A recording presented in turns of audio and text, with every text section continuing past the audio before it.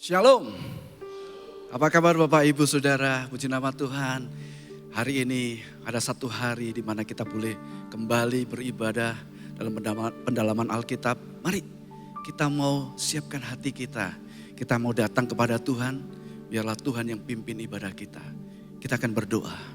Bapa di sorga, saat ini kami datang membawa seluruh kehidupan kami. Kami rindu Tuhan untuk meninggikan nama-Mu. Untuk mengagungkan Engkau Tuhan. Karena kami tahu Engkau satu-satunya Allah kami. Engkau Tuhan kami. Dan kami percaya hidup kami tidak akan sama lagi seperti yang lalu Tuhan. Karena Engkau ada. Oleh karena itu mari pimpin ibadah kami. Dan kami ingin meninggikan nama-Mu Tuhan. Terima kasih. Kami mulai ibadah kami hanya di dalam nama Yesus. Kami berdoa. Amin. Haleluya. Hidupku takkan sama.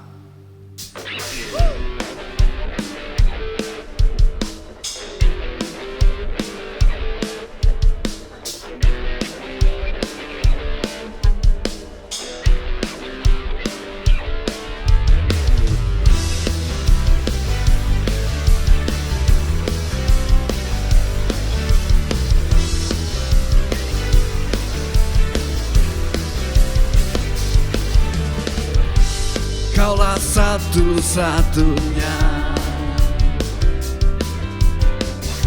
sumber dari segalanya. Kau kebenaran yang selalu ku pegang. Kau keyakinanku untuk bersinar terang. Yesus Tuhanku yang berkuasa atasku, hidupku takkan sama. Ku tahu sungguh anugerah-Mu bagiku, hidupku takkan sama. Yes.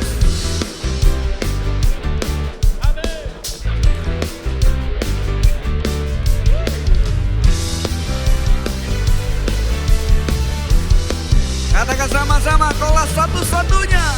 Kaulah satu-satunya. Yes. Sumber dari segalanya.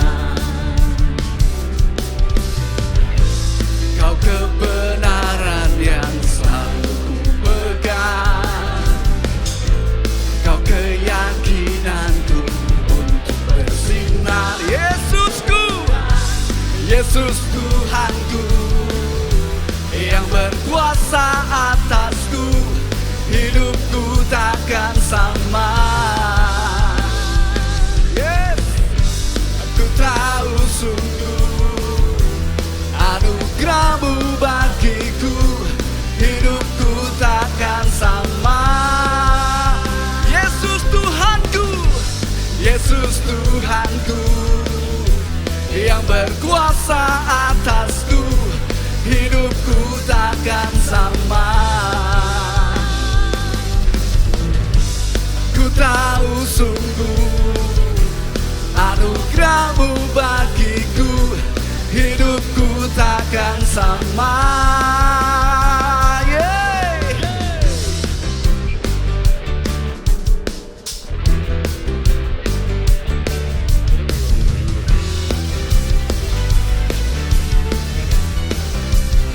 Satu-satunya, Kaulah satu-satunya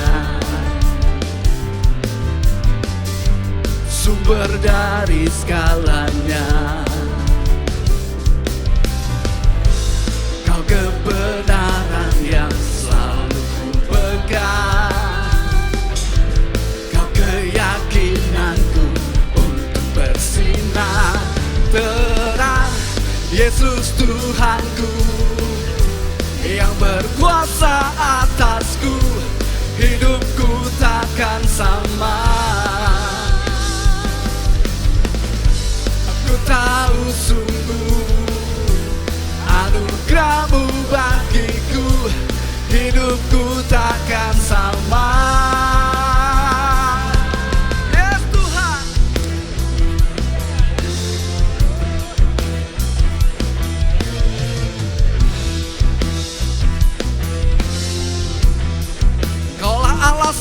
Tuhan. Kaulah alasan untuk ku hidup, hanya menyenangkan-Mu. Engkau alasan Tuhan, Kaulah alasan untuk ku hidup, hanya menyenangkan-Mu. Kaulah alasan untuk ku hidup, hanya menyenangkan-Mu. Yes. Kaulah alasan untuk ku hidup, hanya menyenangkan-Mu. Yesusku, Yesus Tuhanku, yang berkuasa atasku, hidupku takkan sama. Amin. Ku tahu sungguh anugerah-Mu bagiku, hidupku takkan sama.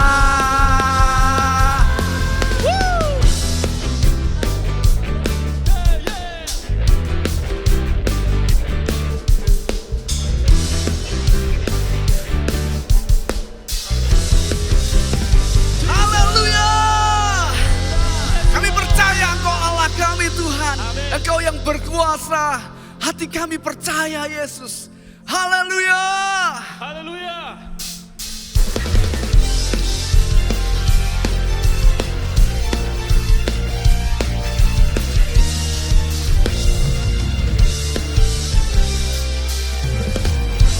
Tuhanlah kekuatan dan mazmurku, Dia gunung batu dan keselamatanku. Hanya padamu hatiku percaya, Kaulah menara. Yes.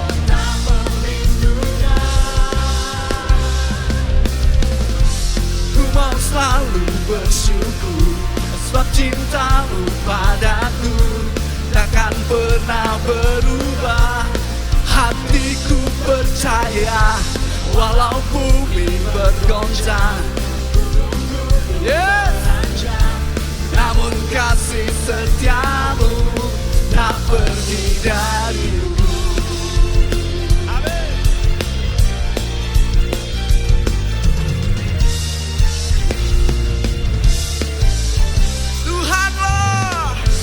Tuhanlah kekuatan dan mazmurku,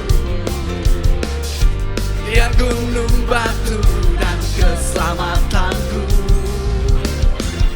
Hanya padamu hatiku percaya, Kaulah menara, Kaulah menara dan kota perlindungan.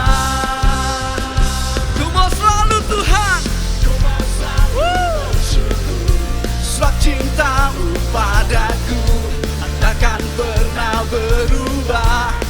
Hatiku percaya, walau bumi bergoncang, gunung-gunung beranjak, namun kasih setia-Mu. Yes, ku mau selalu bersyukur, ku mau selalu bersyukur, sebab cinta-Mu padaku takkan pernah berubah.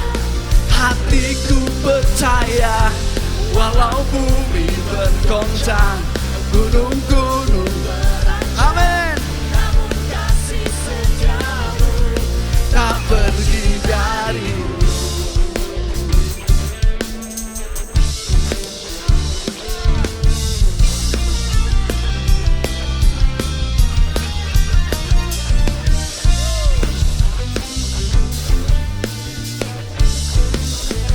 Glory Jesus.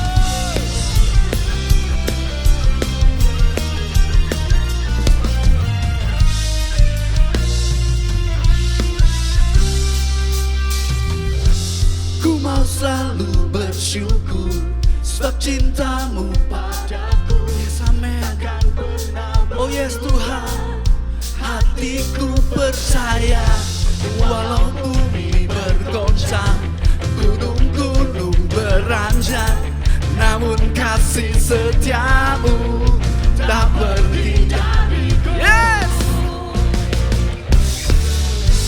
Ku mau selalu bersyukur, sebab cintamu padaku takkan pernah berubah. Hatiku percaya, walau bumi bergoncang, gunung-gunung beranjak, namun kasih setiamu tak pergi dariku. Ku mau selalu bersyukur, sebab cintamu padaku takkan pernah berubah. Hatiku percaya, walau bumi bergoncang, yes, namun kasih setiamu tak pergi dariku. Kasih setiamu tak pergi dariku. Kasih setiamu tak pergi dariku. Haleluya.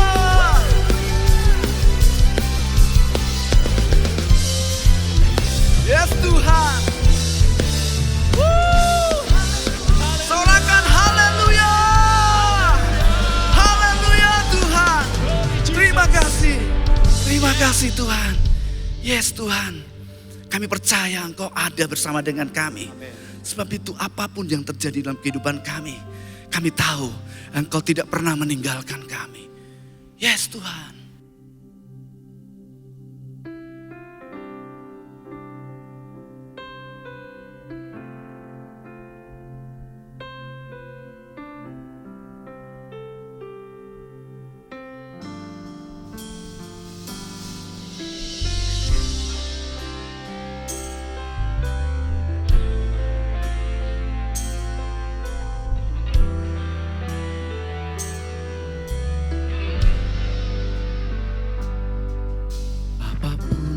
Yang terjadi di dalam hidupku, selalu ku berkata, Tuhan Yesus baik. Amin. Dalam segala hal yang terjadi, tetap ku berkata, Tuhan Yesus baik. Ku sembah Kau, ku sembah Kau, ku sembah Kau. Tak dapat ku membalas kasih-Mu. Ku sembah Kau, ku sembah Kau Bapa. Ku rindu selalu menyenangkan.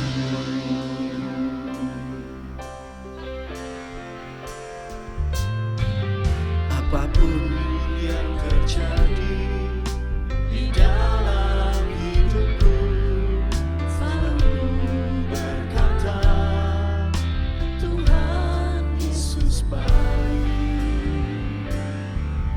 Dalam segala hal yang terjadi, tetap ku berkata, Tuhan. Angkat tangan kita dan katakan, ku sembah Kau Tuhan. Ku sembah Kau. Tak dapat ku membalas kasih-Mu. Ku sembah Kau. Ku sembah Kau Bapa. Ku rindu selalu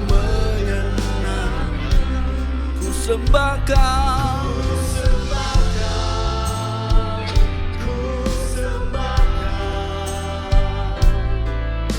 Tak dapat ku membalas kasih-Mu.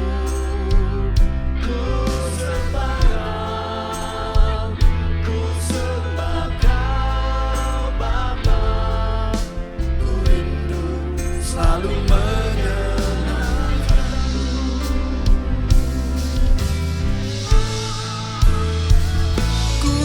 sembah Kau,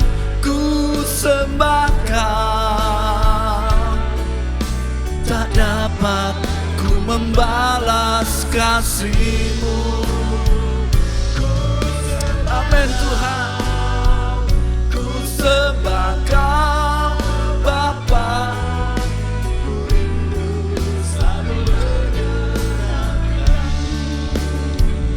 Ku sembah Kau, ku sembah Kau Bapa. Ku rindu selalu menyenangkan-Mu. Oh, haleluya. Terima kasih. Oh, terima kasih Tuhan.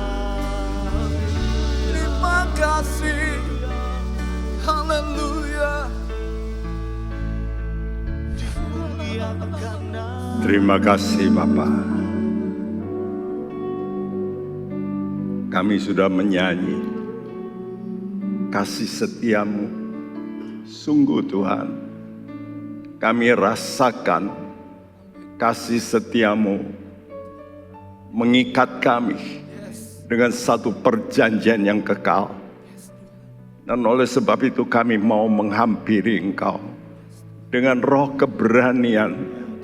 Oleh karena kasih-Mu itu, terima kasih. Nyatakan kemuliaan-Mu juga di tempat di mana anak-anak-Mu sedang mendengarkan firman-Mu. Hadirlah dengan Roh-Mu yang kudus, mengurapi kami sekalian, supaya kami boleh Tuhan mengerti apa yang Kau katakan. Terima kasih, terima kasih. Urapi juga hamba-Mu dan semua pendengar dengan urapan yang sama. Dalam nama Tuhan Yesus, kami panjatkan doa kami. Haleluya. Amin. Shalom, bertemu kembali rekan-rekan dalam Yesus Kristus. Sungguh perkataan Tuhan itu perjanjian yang luar biasa. Perkataan Tuhan adalah pribadi Allah sendiri, karena itu tidak bisa dipisahkan. Jadi kalau kita percaya bahwa Allah itu kasih, kita mesti percaya firman Tuhan yang berbicara kepada kita itu ingin menyampaikan berita kasih. Bagaimana Dia oleh karena kasih yang sejati, maka Dia mempunyai satu sifat, itulah setia. Saudaraku, dalam kasih ada rasa cemburu. Ya, itu kasih yang sejati. Kita sudah menerangkan bedanya antara cemburu dengan iri hati. Kalau orang iri hati itu karena dia tidak mempunyai dan ingin memiliki punyanya orang lain, ya, apa keuangan ke apa, jadi itu iri hati. Tapi kalau cemburu itu karena dia sudah mempunyai dan ingin direbut oleh yang lain. Nah, saudaraku, di dalam cemburu itu ada kegiatan. Orang kalau cemburu, dia akan giat. Giat untuk bagaimana mempertahankan miliknya itu. Dengan segala usaha. Kalau perlu dengan kematian. Dan itu telah dibuktikan oleh Tuhan Yesus. Cintanya yang membuat hatinya itu giat. Giat untuk apa? Untuk menyelamatkan. Karena sudah direncanakan Bapa. Jadi kegiatan Yesus luar biasa. Sampai pada titik nafas terakhir. Ya, sehingga Dia pernah berkata, saudaraku, runtuhkanlah bangunan ini, maka aku akan membangun. Kenapa dikatakan saudaraku? Karena giat akan rumahmu itu menghanguskan hatiku. Nah, kita anak-anak Tuhan mesti mempunyai roh kegiatan saudaraku, untuk membangun rumah Tuhan. Siapa itu? Itulah gereja. Mari, saudaraku, kita anak-anak Tuhan harus giat. Ya, dengan segala daya kita, dengan kekuatan kita, dengan pengorbanan kita, dengan juga keuangan kita, dengan pikiran kita. Segala-galanya untuk membangun gereja Tuhan. Karena gereja Tuhan itulah mempelai Kristus. Nah, namun cemburu itu bisa juga menimbulkan marah. Marah terhadap para lawan yang ingin merebut yang dimiliki. Begitulah. Jadi kecemburuan itu membuat dua perbuatan yang mencolok. Yang pertama, kegiatan yang besar. Terhadap siapa? Bagi yang dikasihi. Jadi Yesus itu melakukan kegiatan yang besar untuk gereja. Bagaimana dia bisa menghimpunkan umat yang benar-benar akan mencintai Allah dengan kebenaran dan kekudusan. Karena itu Yesus melakukan kegiatan yang tiada taranya. Dan salah satu kalau saudara membaca bagaimana Rasul Paulus mengerti itu. Dialah yang mengerti tentang gereja. Ya, dari semua hamba-hamba Tuhan. Dialah yang mengungkap rahasia gereja itu. Sehingga dia yang dulunya melawan sangat terhadap orang-orang Kristen. Kemudian dia mengerti rencana Tuhan. Dia mati-matian memberikan hidupnya. Saya rasa begitu dia percaya, terus hantaman-hantaman terjadi dalam hidupnya. Tapi dia begitu giat, bukan main. Sampai akhirnya dia pun harus mati. Saudaraku, karena kegiatannya. Saya kalau membaca pengalaman Paulus, saya merasa kita semua bukan apa-apa dalam kegiatan kita. Kalau kita berkorban sedikit, kita rasa sudah besar. Tapi coba baca apa yang dialami oleh Rasul Paulus. Dia berkata, maut itu mengincar. Ya. Dan itu yang dilakukan oleh Paulus. Dia tahu bahwa hidup ini cuma sementara. Karena itu dia nekat, dia berikan hidupnya yang luar biasa. Padahal dia dulu sangat dipuji, dipermuliakan oleh orang-orang Yahudi. Tapi akhirnya dia justru dibenci. Tiap kali ingin supaya nyawanya itu habis. Yang kedua, cemburu bisa memberikan murka yang besar. Bagi yang mengganggu, ya. Dan inilah yang diutarakan oleh Tuhan melalui Nabi Zakaria terhadap umat Israel yang sudah mengalami penderitaan oleh karena berdosa. Mereka dibuang ke Babel dan mereka sekarang kembali. Mereka disuruh Tuhan untuk membangun kembali bait Allah. Karena Allah ingin satu persekutuan. Supaya ini tetap dijaga. Karena itu Zakaria 1 ayat 14 dan 15 berbunyi. Berkatalah kepadaku malaikat yang berbicara dengan aku itu. Serukanlah ini. Beginilah firman Tuhan semesta alam. Sangat besar usahaku untuk Yerusalem dan Sion, tetapi sangat besar murkaku terhadap bangsa-bangsa yang merasa dirinya aman, yang sementara aku murka sedikit telah membantu menimbulkan kejahatan. Ya, sangat besar usahaku, sangat besar kegiatanku. Untuk siapa? Untuk Yerusalem dan Sion.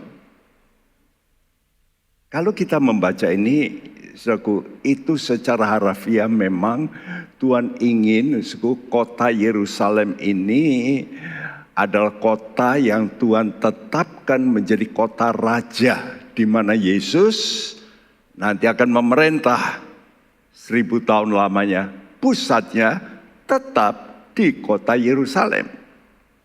Ya, Sion adalah gambaran daripada satu puncak di mana, saudaraku, itu adalah tempat kedudukan daripada raja itu.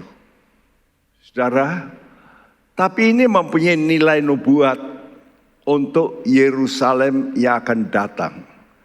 Karena Tuhan tidak akan selamanya memerintah di muka bumi yang sekarang. Tuhan akan pindahkan di satu planet yang baru, yaitu Yerusalem yang sorgawi. Nah, Tuhan ini berusaha mati-matian untuk merebut jiwa-jiwa untuk nanti bisa masuk ke apa yang direncanakan, Yerusalem baru, Yerusalem sorgawi. Karena itu di samping usaha yang sangat besar, dia juga murka yang sangat besar. Terhadap siapa? Terhadap bangsa-bangsa. Karena bangsa-bangsa ini yang tidak kenal Tuhan ini yang banyak mempengaruhi pikiran orang Israel. Kadang-kadang orang Israel sendiri ingin seperti bangsa lain. Waduh, kok ada raja? Dulu Israel tidak ada raja. Mereka lihat bangsa lain ada raja. Ya, dan mereka iri hati. Mereka minta pada Tuhan. Kami ini ingin juga seorang raja. Padahal waktunya belum waktunya Tuhan.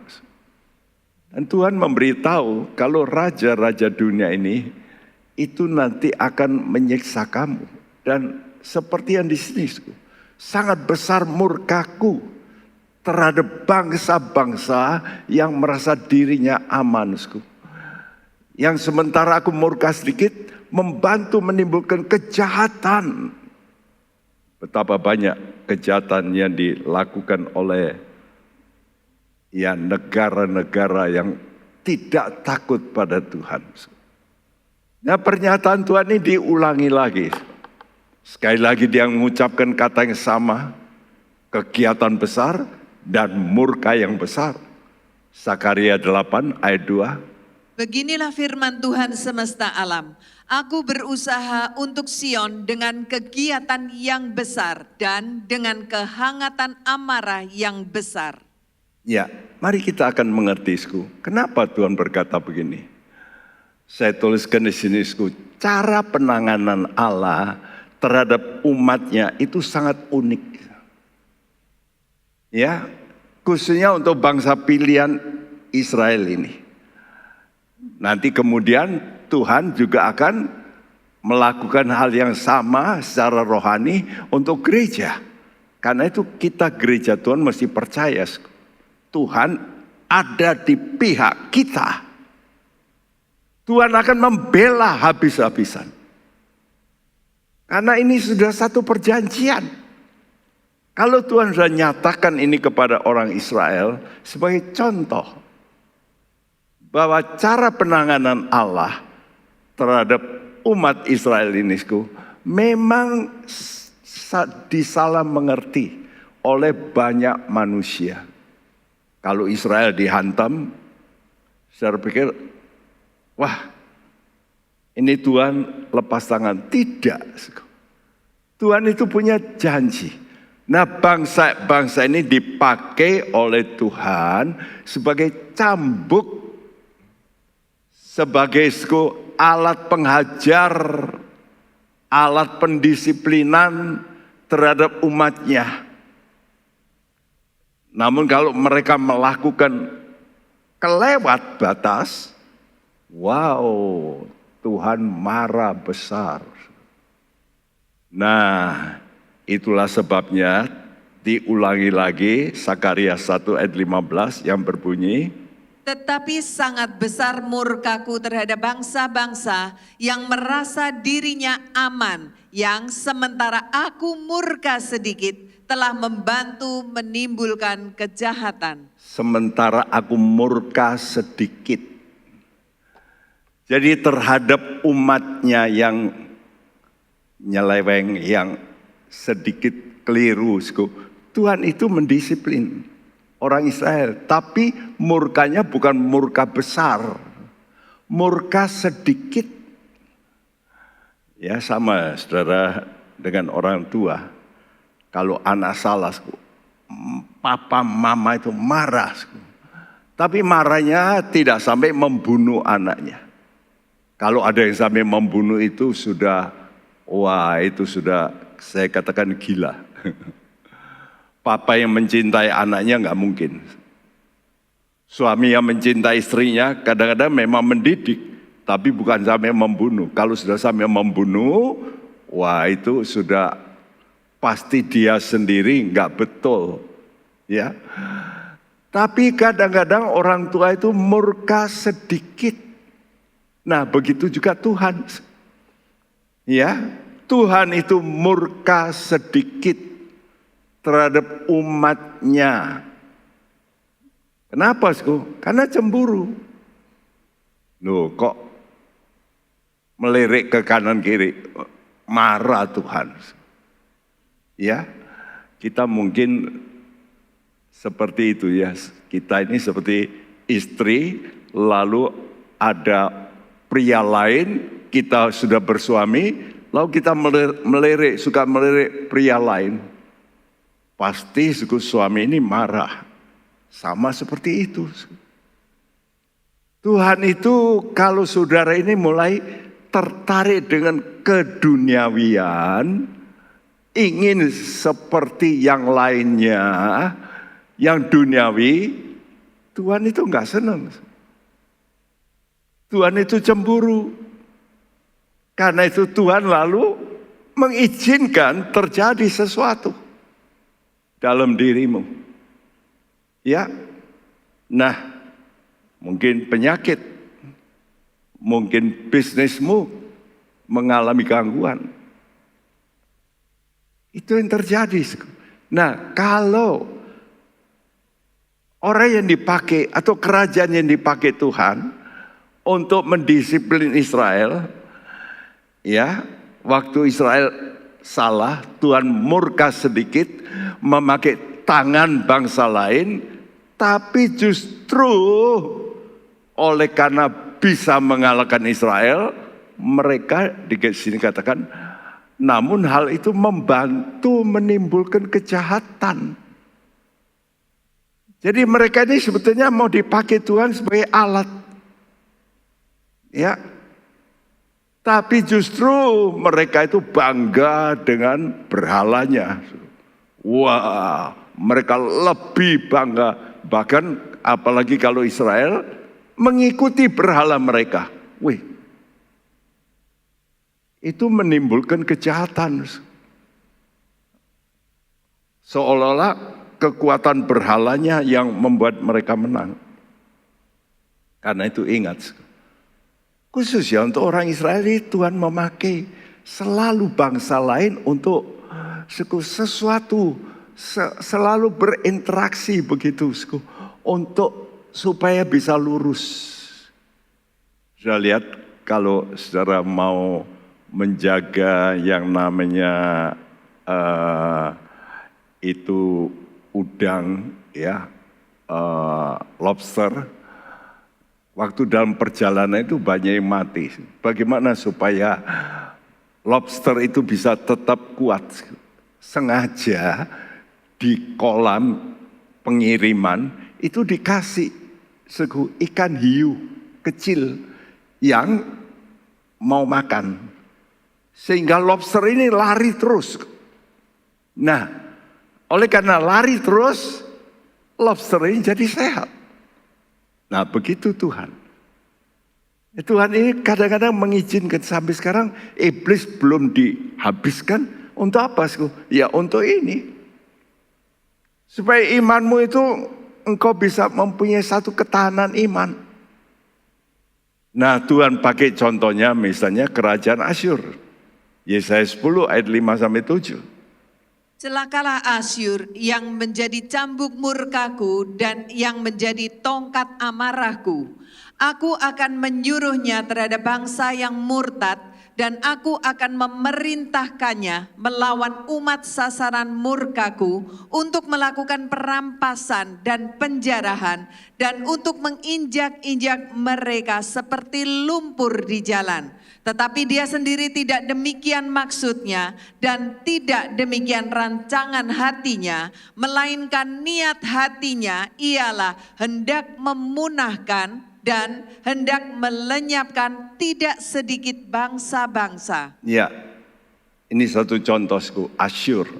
Asyur dipakai, kerajaan Asyur sangat bengis. Kalau saya membaca ceritanya, kalau orang mereka ditawan ratusan ribu gitu, mereka kadang-kadang mati itu dikuliti ya. Jadi seperti kodok itu dikuliti. Ada gambar-gambar mereka pakai bambu begitu yang tajam ditusuk dari anusnya sampai jebol ke atas lalu dipancangkan supaya orang melihat. Kamu berani lihat tuh, kejamnya seperti itu Asyur. Nah, Tuhan kata Asyur itu cambuk murkanya Tuhan, tongkat amarah untuk mengajar siapa? Bangsa yang murtad. Siapa? Israel. Waktu Israel menyeleweng, Tuhan pakai Asyur, hantam. Tapi sayang, di sini katakan dalam ayat ini, tetapi dia sendiri, Asyur sendiri tidak demikian maksudnya. Malah dia hendak memunahkan, hendak melenyapkan.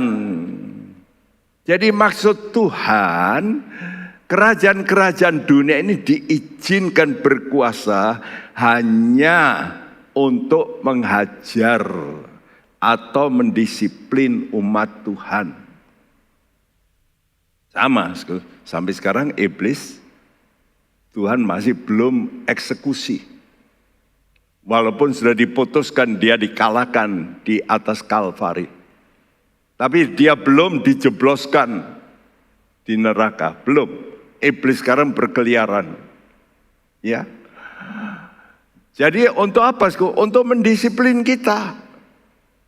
Ya, tetapi di sini katakan, rancangan dan niat hatinya justru hendak memunahkan, hendak melenyapkan.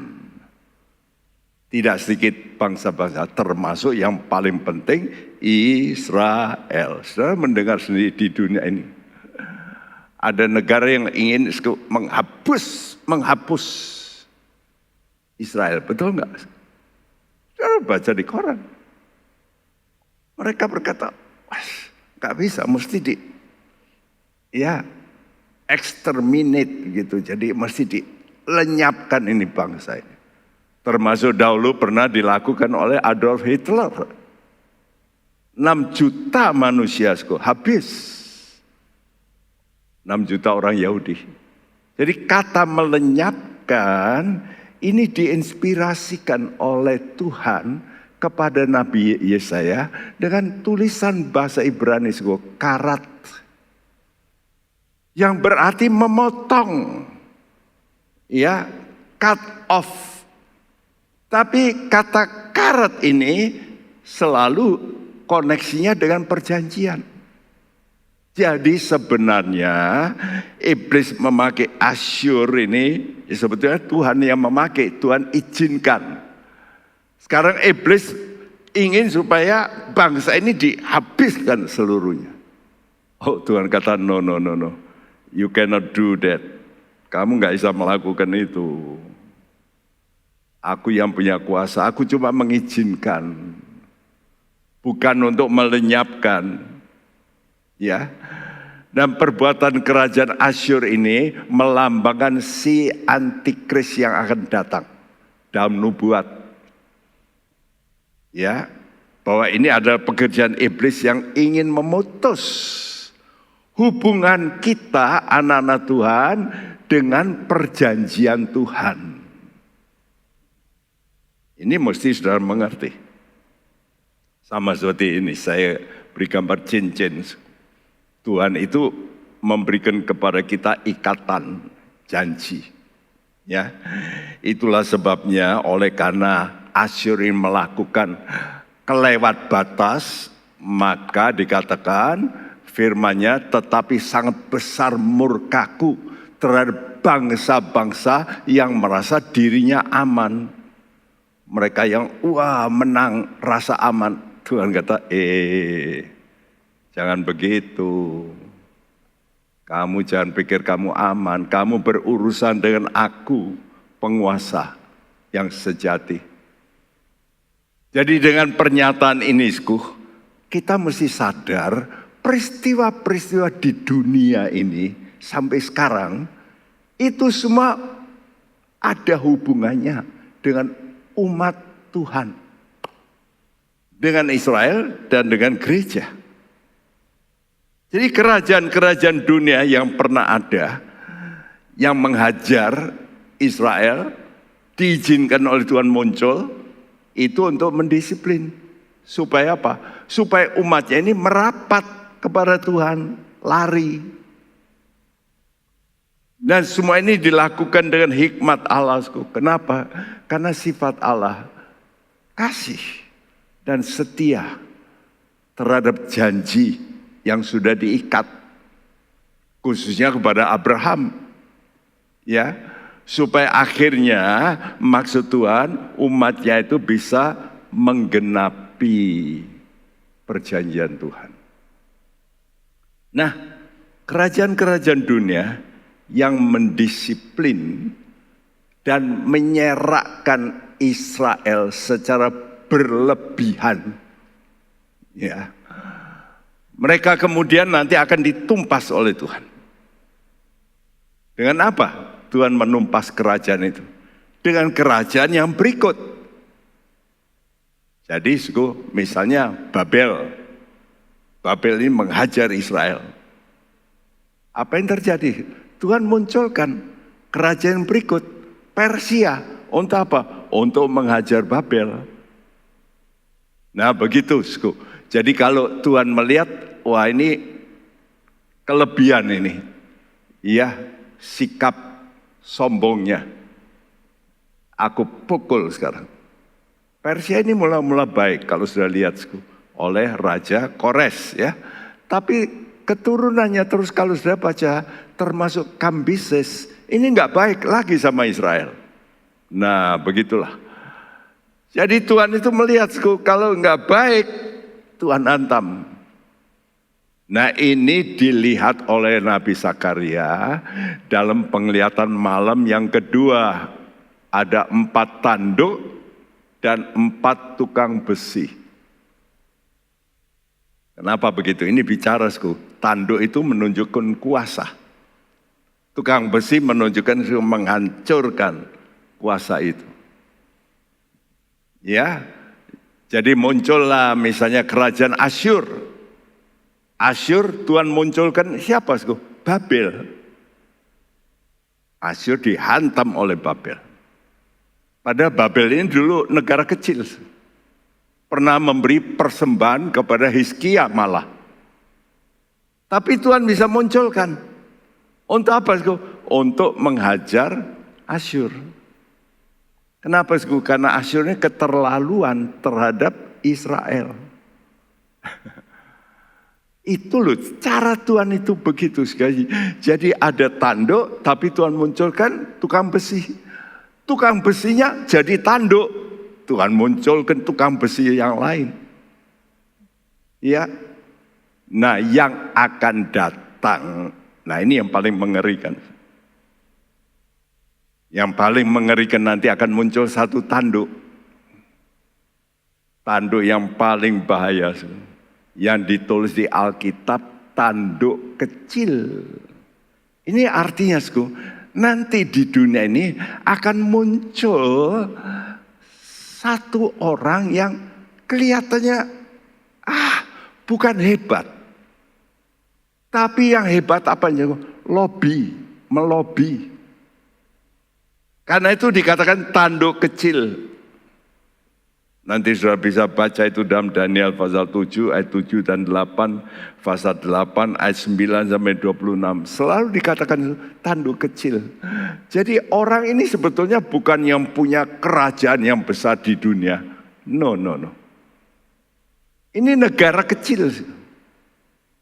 Nah ini yang kita sekarang harus hati-hati. Jadi sebentar lagi akan muncul dari satu negara kecil orang yang hebat, yang dikuasai oleh roh. Dan roh ini roh yang dulu pernah menguasai Alexander the Great. Ya, Alexander yang bisa memenangkan dunia dalam waktu singkat. Nah, roh itu dulu sudah dijebloskan Tuhan dalam penjara setan, Abusos. Itu nanti dikeluarkan oleh Tuhan lagi untuk merasuk seorang pada akhir zaman yang kita kenal dengan antikris. Namun kita lihat antikris ini nanti dihajar oleh Tuhan. Kenapa Tuhan munculkan antikris? Ya karena sampai sekarang orang Israel ini masih tidak mau menerima Yesus sebagai Mesias. Walaupun ada kelompok di Israel yang berkata, kelompok Mesias. Tapi mereka masih belum sungguh-sungguh menerima Yesus. Mereka menantikan Mesias. Yes. Ya. Jadi sudah lihat sekarang ini Israel ya, sekarang kondisi sekarang. Semua negara Eropa sudah menjauh dari Israel. Dulu mereka dekat, sekarang enggak. Dulu waktu Trump itu dekat. Ya. Waktu Obama tidak. Waktu Trump dekat. Lalu muncul pengganti Trump. Tidak lagi. Jadi benar-benar Israel ini sekarang terisolir. Ya, dan sekarang ini sudah mendengar sendiri ada negara-negara yang ingin menghancurkan negara ini. Jadi Israel ini betul-betul terus dihajar dengan macam-macam yang tidak pernah selesai. Benar? Selalu kalau kita baca di koran, wah, mesti ada berita itu. Ya, istimewa masalah Palestina sampai sekarang belum selesai. Kenapa belum selesai? Ya karena mereka tidak mau menerima Yesus sebagai Raja Damai, Mesias. Karena itu Tuhan munculkan cambuk yang paling luar biasa. Cambuk murka terbesar. Siapa itu? Antikris. Dan hal ini sudah dinubuatkan oleh Nabi Yeskel jauh-jauh sebelumnya. Ya, jadi 2500 tahun yang lalu Yeskel sudah bernubuat seperti ini. Yeskel 38 ayat 17 sampai 19. Beginilah firman Tuhan Allah, engkaulah itu tentang siapa aku sudah berfirman pada hari-hari dahulu kala dengan perantaraan hamba-hambaku, yaitu nabi-nabi Israel yang bertahun-tahun bernubuat pada waktu itu, bahwa aku akan membawa engkau melawan umatku. Pada waktu itu, pada saat Gog datang melawan tanah Israel, demikianlah firman Tuhan Allah, amarahku akan timbul dalam murkaku, dalam cemburuku, dan dalam api kemurkaanku, aku akan berfirman. Pada hari itu pasti terjadi gempa bumi yang dahsyat di tanah Israel. Iya, kenapa terjadi gempa bumi? Karena antikris nyerang Israel dan Sakaria mengatakan 2/3 Israel mati nanti, Holocaust kembali. Dan separuh Yerusalem sudah direbut oleh antikris. Waktu itulah orang Israel baru teriak pada Tuhan. 2 minggu lalu sudah saya terangkan itu. Israel berteriak pada Tuhan. Ya, dan waktu itulah Tuhan menampakkan diri, aku Mesias. Dan mereka menyebut Yesus. Kami terima engkau sebagai Mesias.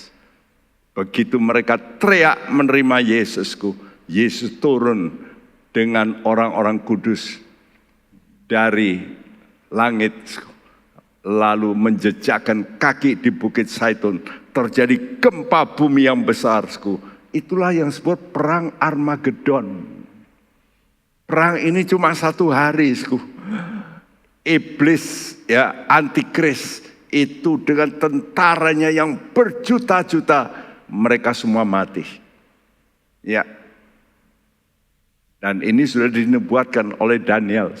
Dalam Daniel 2 ayat 45. Waktu Nebukadnezar melihat patung yang gede ini, lalu ada satu batu kecil datang dari gunung, tambah lama tambah besar, menghantam kaki daripada patung itu dan roboh patung itu. Artinya kerajaan dunia ini akan menjadi kerajaan Tuhan, diambil alih oleh Tuhan. Dan ingat, ini sebentar lagi, tidak lama. Apa yang sudah dilihat oleh Nebukadnezar dan diterangkan oleh Daniel, semua betul. Seperti patung ini, kepala emas, Babylon, dadanya perak, Media Persia, perutnya tembaga, Grika, lalu kakinya besi, Roma. Semua sudah terjadi. Ya, sekarang Tuhan ingatkan, lihat, aku ini cemburu. Aku ingin mendampingi kamu. Ya, kalau orang namanya cemburu itu ditunjukkan dengan apa? Dengan kalau bisa, ya dikawal itu yang dicintai, betul enggak? Ya, mungkin saudara dulu rebutan dengan teman-teman terhadap seorang yang kau kasih, wah, saudara cemburu ya. Kalau bisa dibentengi begitu supaya jangan direbut. Nah, begitulah Tuhan. Ya, dan waktu Tuhan melihat Israel ini dalam keadaan terpuruk. Ingat, paling bahaya masa terpuruk. Kondisi paling rentan itu kalau orang terpuruk dan datanglah penggoda. Sama seperti orang Kristen. Waktu mengalami hajaran Tuhan terpuruk. Malah iblisku narik. Ini bisa. Anak-anak Tuhan sekarang juga robotik ini. Kamu butuh uang. Ini loh bisa cepat nih. Halo. Ayo, siapa yang sudah kena? Kenapa saudara? Karena melirik. Mencari pertolongan lain yang menguntungkan. Tapi jeblos. Nah, kondisi paling bahaya itu kalau saudara kondisimu itu rentan. Saudara tidak mencari pertolongan Allah, tapi mencari pertolongan lain yang disodorkan oleh si jahat. Ini loh, tidak apa-apa. Ini halal, tapi sebetulnya haram. Ya, contohnya kalau orang sakit, datanglah orang, ini ada air nih, sudah didoakan sembuh cespleng. Waduh, doa sama Tuhan Yesus kok belum sembuh ya? Wah, ini cespleng ini. Kenapa belum sembuh? Karena sudah belum menyelesaikan secara rohani. Kalau menyelesaikan Tuhan pasti tolong. Kenapa belum sembuh?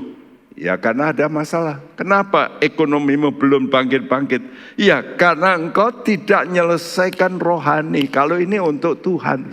Tuhan itu lebih concern rohanimu mesti beres dulu.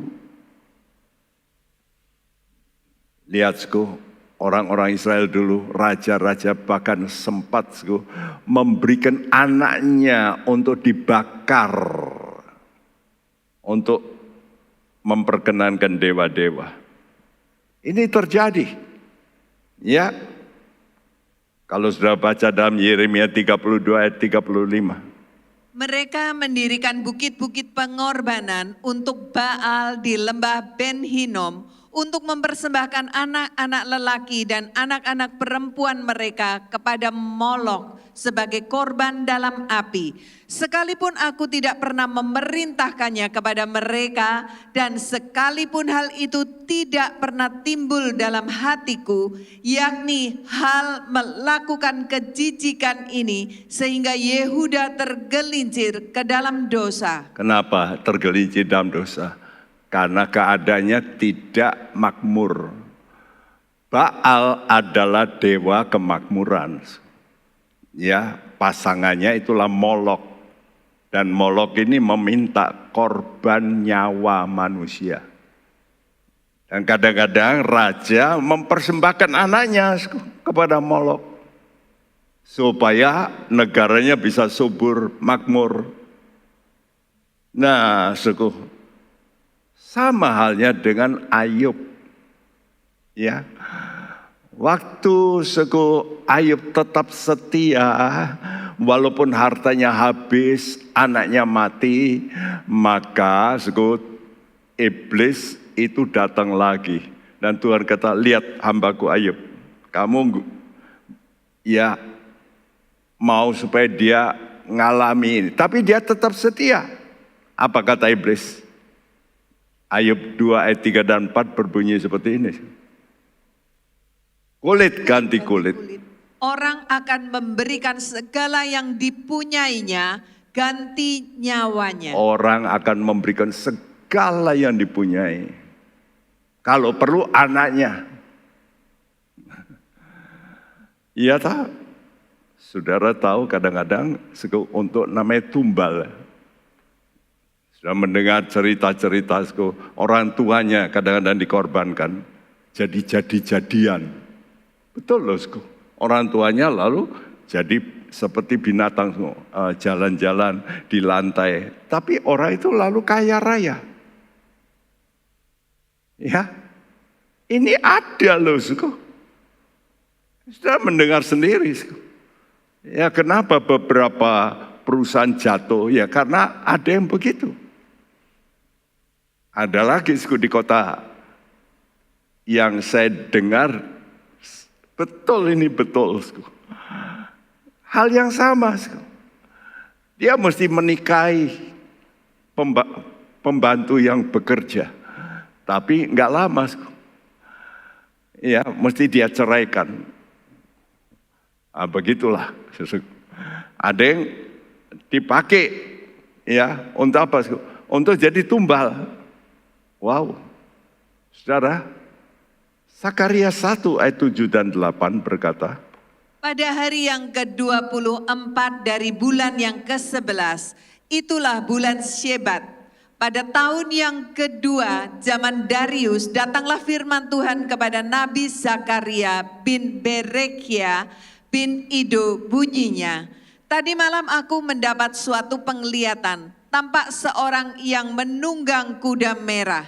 Dia sedang berdiri di antara pohon-pohon murad yang di dalam jurang dan di belakangnya ada kuda-kuda yang merah jambu dan yang putih. Aku melihat seorang, jelasku, seorang, a man. Inilah sebetulnya pribadi Yesus, orang. Allah jadi orang, itulah Yesus. Nanti kita baca orang ini dalam ayat selanjutnya dikatakan malaikat Tuhan. Ya. Jadi orang ini, seorang ini yang mengundang, yang menunggang kuda ini ternyata malaikat Tuhan. Dan kita tahu kata malaikat Tuhan ini adalah Yesus, Allah yang menampakkan diri sebagai malaikat yang dikenal dalam teologia disebut teofani. Seperti waktu dua malaikat diutus oleh Tuhan ke Sodom. Menemui siapa? Menemui Lot. Lalu Lot menyembah malaikat itu. Lalu diajak makan bisa. Kalau itu malaikat biasa nggak mungkin dia mau disembah, nggak mau. Dan tidak mungkin bisa makan. Tapi ini Yesus. Ya. Begitu juga dengan waktu Simpson. Ya, mau lahir. Maka Manoah itu didatangi oleh malaikat. Dan Manoah berkata, itu Tuhan. Tapi ditulis malaikat Tuhan. Ya. Sakaria 1 ayat 9 sampai 12. Maka aku bertanya, apakah arti semuanya ini, ya Tuanku? Lalu malaikat yang berbicara dengan aku itu menjawab, aku ini akan memperlihatkan kepadamu apa arti semuanya ini. Orang yang berdiri di antara pohon-pohon murad itu mulai berbicara. Katanya, inilah mereka semua yang diutus Tuhan untuk menjelajahi bumi. Berbicaralah mereka kepada malaikat Tuhan yang berdiri di antara pohon-pohon murad itu, katanya, kami telah menjelajahi bumi dan sesungguhnya seluruh bumi itu tenang dan aman. Berbicaralah malaikat Tuhan itu, katanya, ya Tuhan semesta alam, berapa lama lagi Engkau tidak menyayangi Yerusalem dan kota-kota Yehuda yang telah 70 tahun lamanya Kau murkai itu? Iya, jadi sudah membaca di sini. Kalau saya tuliskan begini supaya saudara bisa gandengkan ini, menghubungkan ya. Orang yang berdiri di antara pohon-pohon murad. Lalu hijau yang kedua, malaikat Tuhan yang berdiri di antara pohon-pohon murad. Jadi orang itu adalah malaikat Tuhan. Ya. Nah, tadi kita membaca ayat di atasnya. Orang ini nunggang kuda merah dan di belakangnya ada kuda merah juga, lalu kuda merah jambu dan kuda putih. Dan inilah dikatakan siapa orang ini? Lalu dijawab oleh orang itu, Yesus. Inilah mereka semua yang diutus Tuhan menjelajahi bumi. Berbicaralah mereka penunggang-penunggang kuda itu kepada malaikat Tuhan. Kami telah menjelajahi bumi. Dan sesungguhnya seluruh bumi tenang dan aman. Ya. Lalu malaikat Tuhan ini bersyafaat. Ya Tuhan semesta alam. Jadi Yesus itu bersyafaat. Untuk siapa? Untuk umatnya. Untuk gerejanya. Untuk Israel. Sakaria 1 ayat 8 berkata, seorang yang menunggang kuda merah, dia sedang berdiri di antara pohon-pohon murad yang di dalam jurang. Yang di dalam jurang. Kata seorang, jelasku, manusia Yesus. Allah jadi manusia. Malaikat Tuhan, Allah dalam rupa malaikat. Ini yang disebut teofani. Diutus Bapa untuk apa? Untuk mendampingi. Mendampingi siapa? Yang digambarkan sebagai pohon-pohon murad. Yang di dalam jurang. Dalam bahasa Inggris dikatakan in the bottom. Jadi dalam lembah. Jadi umat Tuhan yang berada dalam keadaan terpuruk. Kenapa terpuruk? Karena umat Tuhan ini menjauh dari Tuhan. Ya. Namun Allah tetap mencintai. Walaupun menjauh, Tuhan itu mau mendekat. Dia mau mendampingi. Karena Tuhan tahu, dalam janji ini masih ada sisa Israel yang diselamatkan. Begitu juga gereja. Gereja sekarang ini sudah banyak yang runtuh imannya. Sudah mendengar sendiri itu ada gereja-gereja yang sudah menerima apa yang disodorkan oleh dunia. Ya, oleh karena ekonomi. Ya wes lah, kami ikut kelompok itu besar, buktinya sebagian besar gereja menerima pernikahan yang melanggar Tuhan. Betul gak? Ini terjadi loh.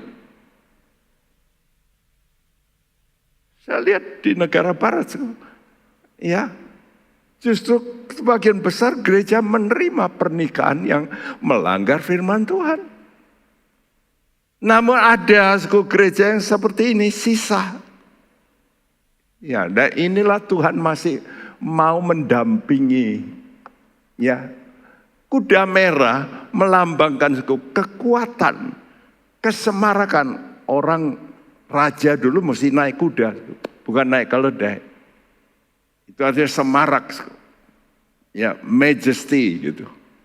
Dan powerful, mempunyai kekuatan. Ya, saudara, kekuatan sebagai apa? Sebagai penebus.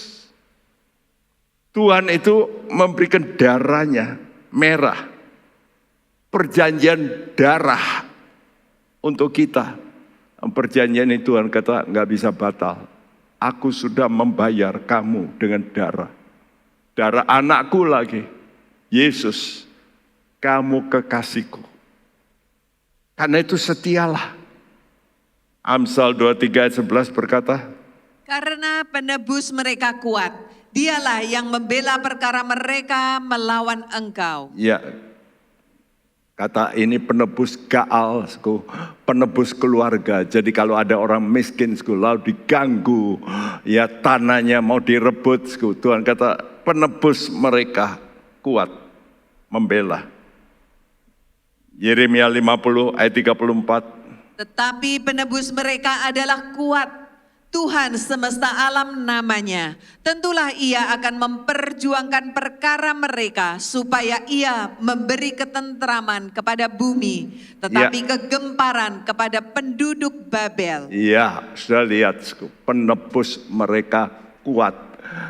Ini diucapkan oleh Yeremia saat di mana orang Israel, khususnya Yehuda, mau runtuh. Ya, jadi sebentar lagi apa yang dikatakan Yeremia itu terjadi. Kamu nanti akan ditawan 70 tahun.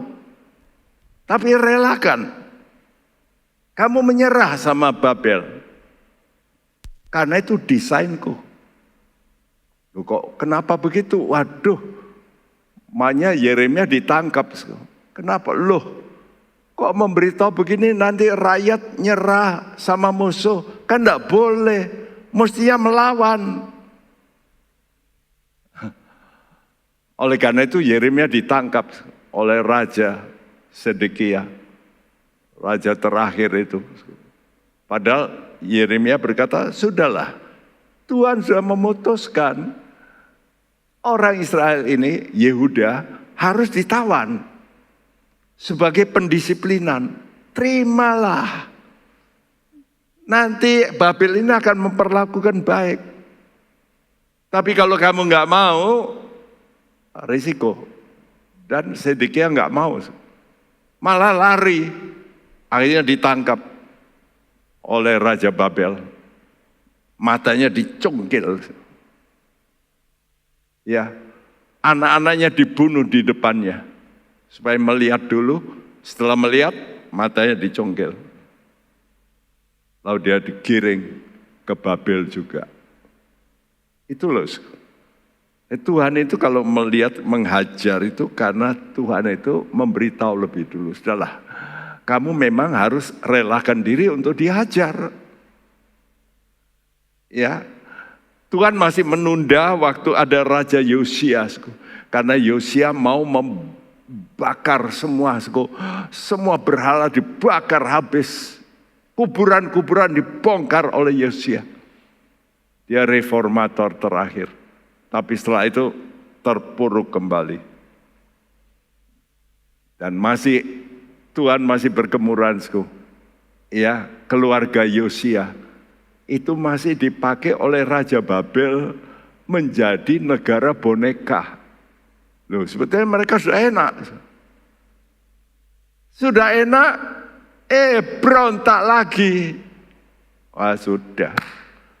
Babelnya marah, lalu dihancurkanlah. Ya, lalu rumah Tuhan pun dihancurkan. Nah itulah, sudah dikasih dispensasi, dikasih kesempatan jadi raja, walaupun raja boneka. Tapi memang mau didisiplin. Makanya saudara-saudara, kalau Anda ada salah, sekarang didisiplin dengan sakit, dengan masalah, ya macam-macam. Bisnis, saya didisiplin Tuhan terus terang. Kenapa? Karena saya mesti kembali pada kasih mula-mula. Tuhan izinkan. Saya ini sudah sembuh ya, dari aritmia itu, gangguan gejolak. Itu 3-4 tahun saya sudah tidak makan obat aritmia. Lepas. Padahal itu saya makan obat itu sudah ya hampir 20 tahun. Karena terganggu itu sejak muda. Ya.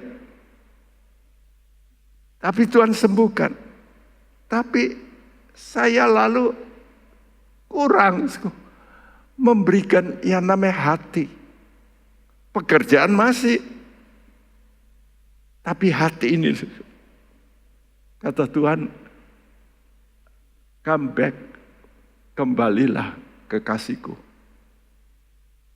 Aku kasih waktu lagi. Itulah kasih Tuhan. Ya, jadi Tuhan mau menunjukkan dia ini tetap powerful, kuda merah, dia naik kuda merah. Itu artinya aku mau melakukan peperangan. Aku siap untuk memerangi musuh-musuhmu. Kamu sekarang berada dalam lembah, oke, tapi aku temani. Jangan takut. Begitu juga Anda sekarang. Mungkin Anda dalam lembah kekelaman. Kekelaman kesehatan, kekelaman bisnis, kekelaman keluarga. Ayo toh, kembali. Berikan hatimu. Tuhan itu sangat kasih. Tuhan ingin mengangkat engkau kembali. Supaya engkau dipulihkan. Karena itu mari kita mau percaya. Mari kita mau percaya. Waktu kita lemah, Tuhan mau angkat hidup kita. Waktu kita jatuh, Tuhan mau topang tangan kita.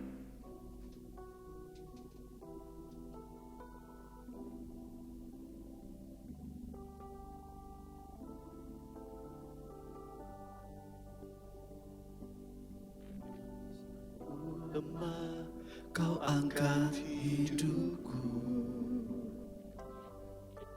Saat ku jatuh, kau topang tanganku. Kau penolongku yang setia, ku percaya padamu. Juru selamatku, tempat pengharapanku. Saat ku lemah, kau angkat hidupku. Saat ku jatuh, kau topang tanganku. Kau penolongku yang setia, ku percaya padamu. Juru selamatku, tempat pengharapanku. Aku percaya,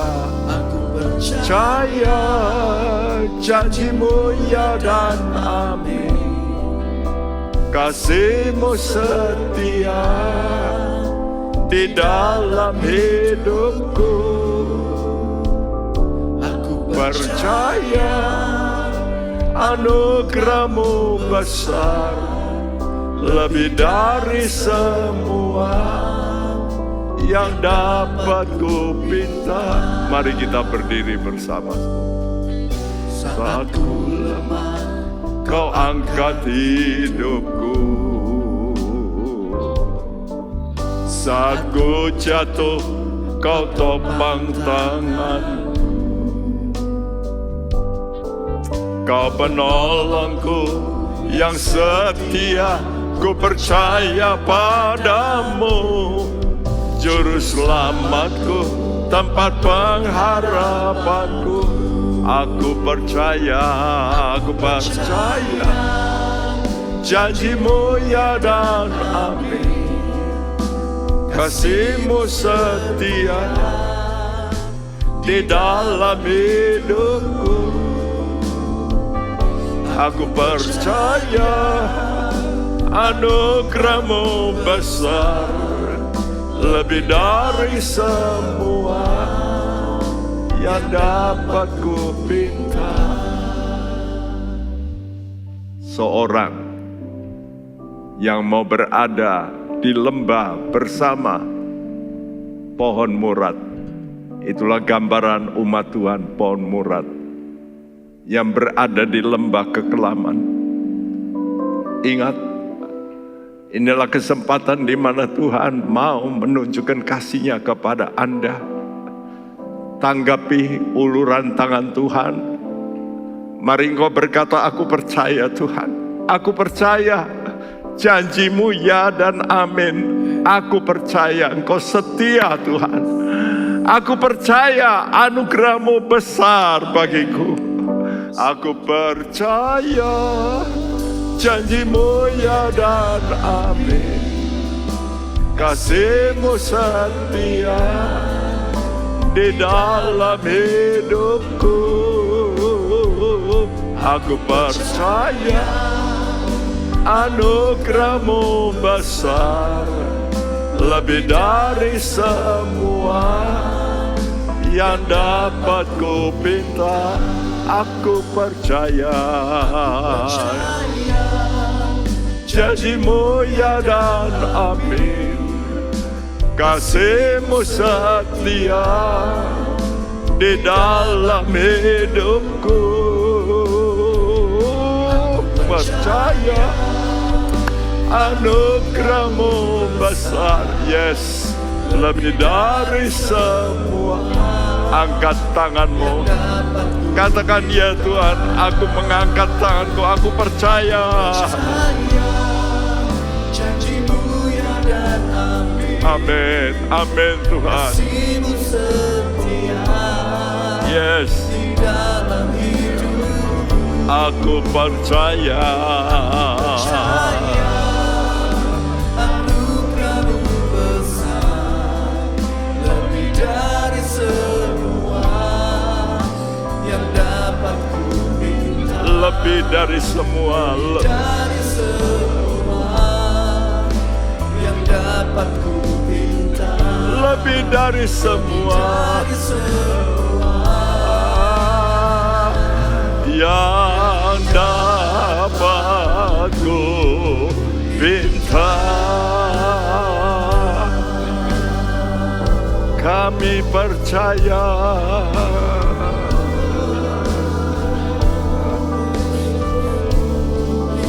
anugerah-Mu ya Tuhan,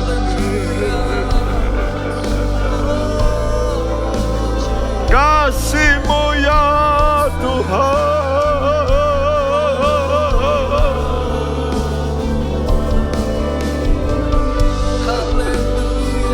Kami mau kembali Tuhan.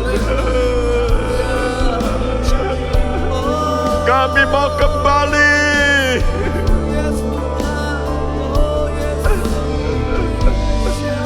Kami mau kembali Tuhan.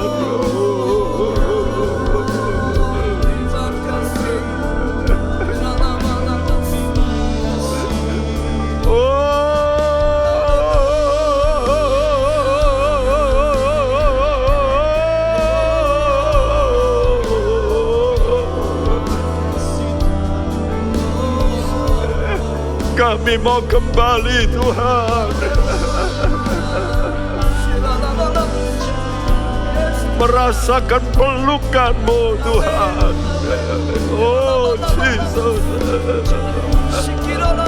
Ya Rohmu Tuhan, Rohmu, yes Tuhan, curahkan kembali. Metorese ketarabata.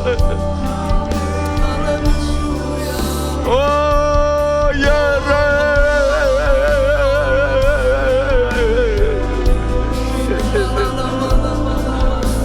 Yes, yes Tuhan, yes Tuhan, yes Tuhan. Ya Tuhan, pulihkan, pulihkan. Irasana karabashele.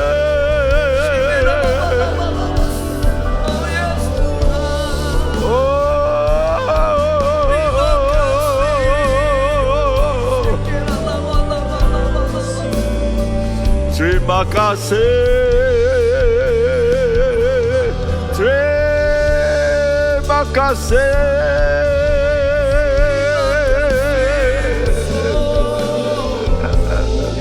Kunjungi anak-anak-Mu Tuhan.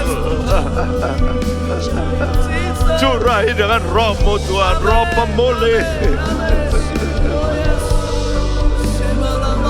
Bakar hati mereka kembali dengan kasih-Mu ya Tuhan yang mula-mula.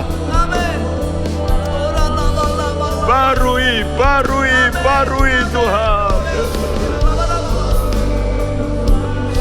Terima kasih Yesus.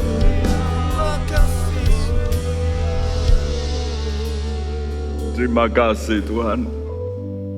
Engkau selalu memperdengarkan suara kasih-Mu. Bagaimana Engkau merelakan diri-Mu turun Tuhan di lembah-lembah yang paling dalam. Bahkan Engkau pernah Tuhan juga masuk di alam maut bersama dengan penjahat yang bertobat. Di situ janji-Mu Engkau nyatakan, hari ini Engkau bersama aku di dalam Firdaus, dan Kau genapi Tuhan. Engkau mau turun demikian rupa Tuhan, demi mengangkat kami kembali keluar dari jurang, dari tempat yang penuh dengan kekelaman. Kami percaya kasih-Mu cukup besar bagi kami. Karena itu Tuhan, pulihkan semua anak-anak-Mu, bangkitkan kembali, hidupkan semangat mereka. Untuk mereka berkata, Tuhan baik, Tuhan baik, Tuhan pemulih, Tuhan penyembuh, Tuhan pemulih keluargaku, bisnisku pasti dipulihkan. Terima kasih Tuhan, terima kasih, terima kasih. Terus berbicara kepada kami sekalian, supaya kami terus Tuhan boleh berada dalam dekat dengan Tuhan, sampai Engkau menjemput kami Tuhan, muka dengan tubuh kami yang diubahkan untuk masuk dalam kemuliaan-Mu yang kekal. Terima kasih Bapak, terima kasih. Berkati semua pendengar, berkati keluarga mereka, berkati pekerjaan, bahkan Tuhan kesehatan mereka Tuhan, pulihkan kembali seperti Engkau telah memulihkan hamba-Mu. Kami percaya Engkau juga pulihkan anak-anak-Mu. Terima kasih, pulihkan bangsa kami, negara kami. Tuhan, walaupun dunia sedang terpuruk resesi, biar Engkau tunjukkan Engkau hidup di negara kami. Engkau berkuasa di negara kami. Terima kasih, terima kasih.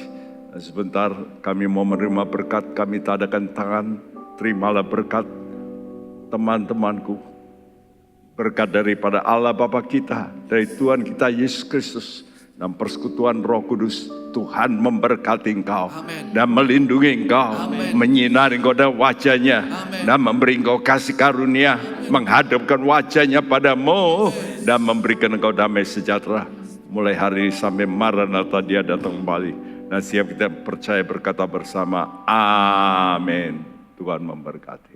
Hai Inspiration People, jangan lupa untuk mengikuti iGen Online Service setiap Sabtu jam 5 sore di YouTube channel Generasi Inspirasi. God bless. Penyaluran kolekte maupun persembahan lainnya dapat dilakukan melalui transfer ke nomor rekening gereja dengan nomor 009 707 atas nama Megawati dan Lee Irwande atau dengan scan QR Code berikut ini. Bagi jemaat Tuhan yang rindu mendapatkan informasi seputar kegiatan gereja, renungan harian, dan lain-lain melalui WhatsApp gereja, Anda dapat mendaftar dengan cara ketik BC spasi on dan mengirimkan ke WA gereja dengan nomor 0815 7802 2000.